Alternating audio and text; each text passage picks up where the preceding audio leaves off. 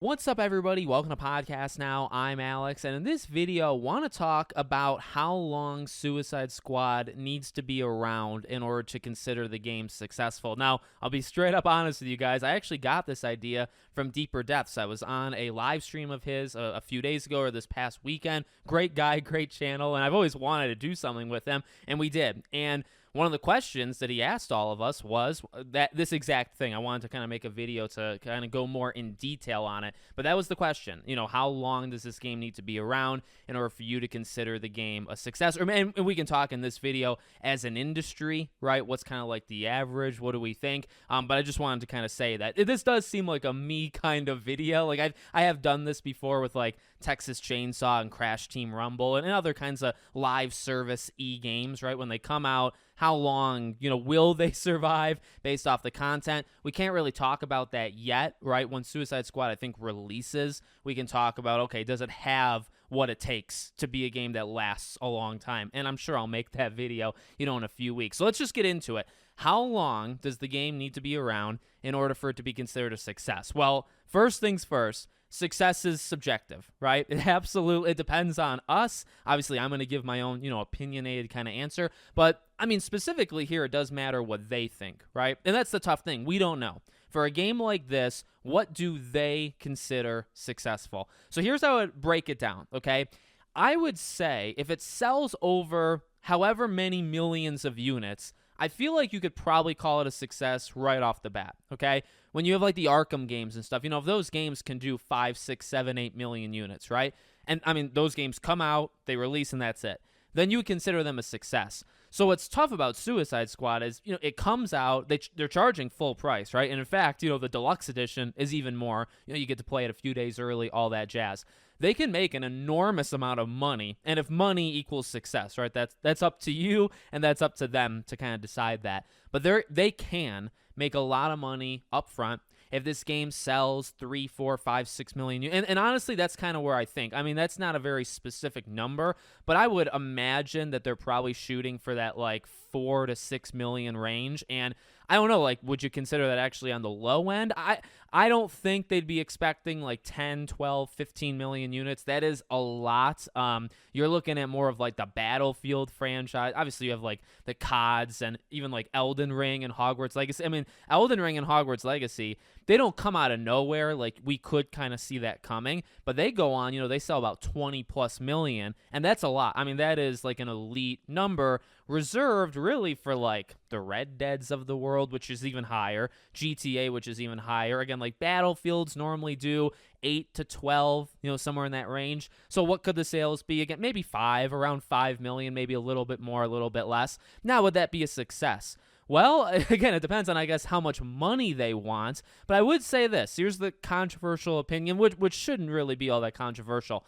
This game is a live service game. This game is supposed to last a long time. I'm recording this the day before the Twitch live stream stuff, so I didn't see the end game content when I'm recording this. And also, obviously, this upcoming Monday is really the insider episode where they talk about the post-launch stuff. So, regardless really of what they say or show, that doesn't actually matter. What matters is this is a game meant to be played at launch, yeah, but then also for a very long time, right? Having a roadmap and having constant content for a while.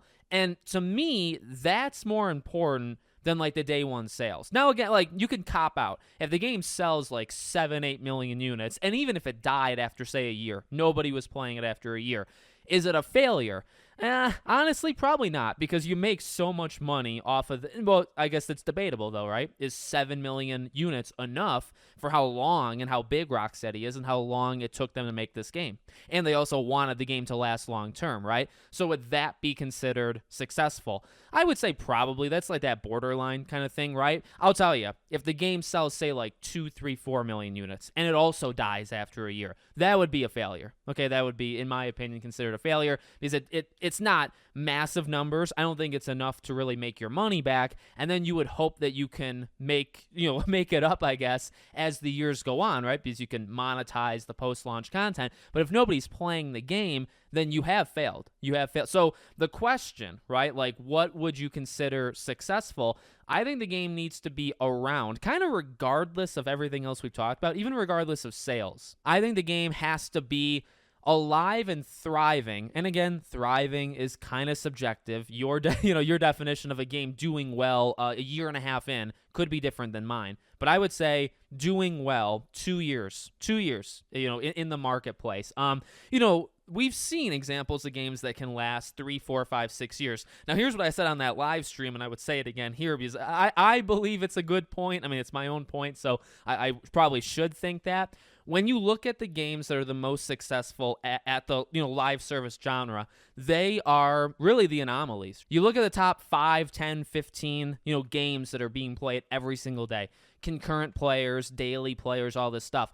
Well, there's a reason why it's rare, and it's because there's only a few of them, right? Once you get out of that number, there's hundreds, if not thousands, of games on lists of a live service. Every day you're supposed to be playing these games, and they might get a couple hundred people a day, couple thousand people. Again, the big ones, the Rocket Leagues, and I mean those are ones I always Rocket League, Dead by Daylight, but Warzone, Apex Legends, PUBG, like those are like the elite of the elite. Not necessarily in terms of quality. Like, they're not really my jam. Like, that's not something I really play, okay? Dead by Daylight is, and Rocket League is. But, they have to have something special. And whether or not you consider them, like, amazing games, which is totally fine if you don't, but they are games that capture people. And they are games that stay around and stick around, and people are playing them every day for years and years and years. And I've said this, again, maybe controversially, I do not think Suicide Squad has that. I would be shocked if Suicide Squad has a thriving, like you have even a couple thousand, 10,000 even players playing that game every day 5 years from now. Okay, I just really, and I guess, where I get those numbers would be more like Steam database, right? So you imagine consoles would probably be higher. Is this game gonna have 20, 30, 40,000 players playing it every single day a year and a half from now? Well, I would say if you want the game to be successful, you probably hope that happens, right?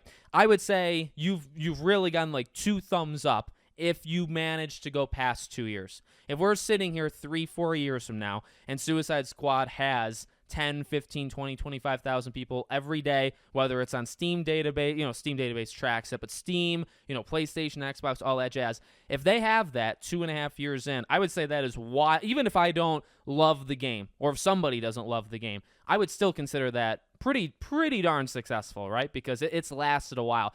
So 2 years really for me is that kind of make or break thing. I just feel like what we've seen from other games. You have like Knockout City, that dodgeball game, which I actually quite like that game, but that game was around for like a year and a half and they pulled the cord, right?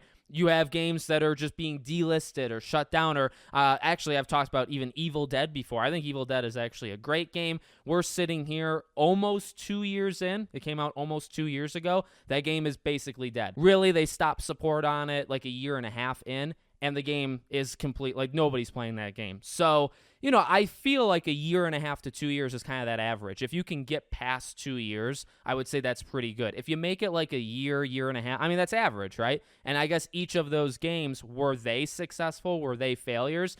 Well, again, like a Knockout City, I would have to say, even though I like that game, I would have to say that's a failure. You don't even live, and the game's only online, and the game is only out for a year and a half, and they shut it down. So, like, is that really successful? The game's gone. If you bought that game, you're screwed, which is another issue with, always online and that kind of stuff. But regardless of that, right, the game's just gone. So I don't think that was successful. So for Suicide Squad, it is different because you're paying for it. It's a full price, launch game. They can make a lot of money from that alone, and they don't need necessarily anything after. But that is debatable because this isn't a game that's meant to, okay, it's a one and done thing. You buy it day one and you beat it 3 days and you never play it again. That is not what this game is supposed to be. Now, and I've even said, like, for me, maybe I'll play the game a few weeks, jump out of it, leave, come back when they add new stuff, play it a few days, then leave again.